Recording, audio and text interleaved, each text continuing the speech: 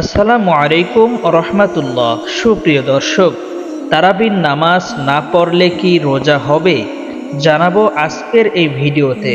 তাই ভিডিওটি না টেনে সম্পূর্ণ দেখার অনুরোধ করছি।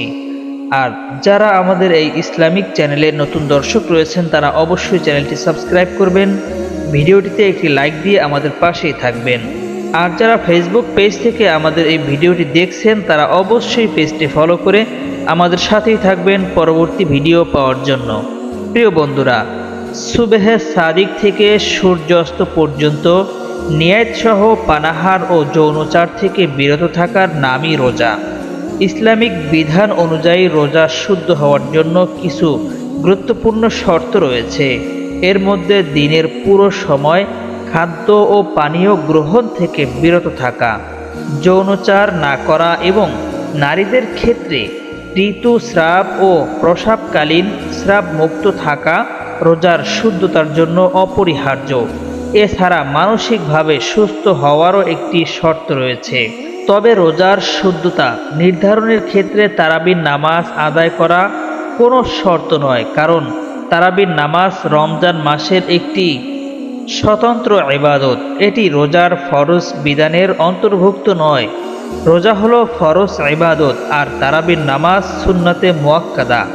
যদিও দুটির সময়কাল রমজানের মধ্যেই পড়ে, তবে একটির শুদ্ধতা অন্যটির উপর নির্ভরশীল নয়।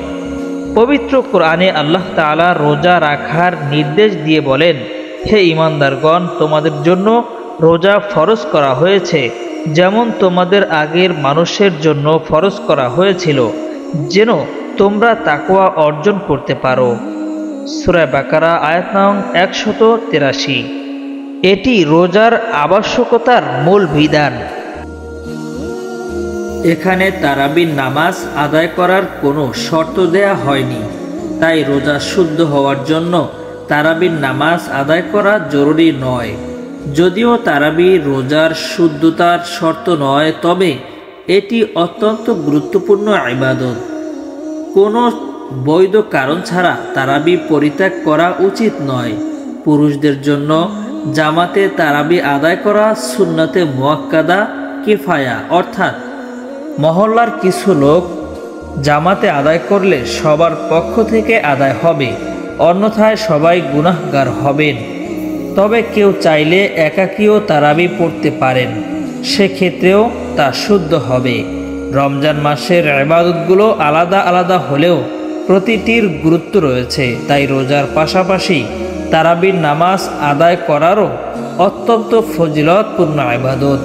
তাই সকলকে অনুরোধ করব, রোজার পাশাপাশি তারাবি নামক এই নামাজ, গুরুত্বপূর্ণ নামাজকে সবাই গুরুত্ব দিবেন। তাই আজকের ভিডিও এখানেই শেষ করছি। দেখা হবে পরবর্তী ভিডিওতে। আসসালামু আলাইকুম ওয়া রাহমাতুল্লাহ।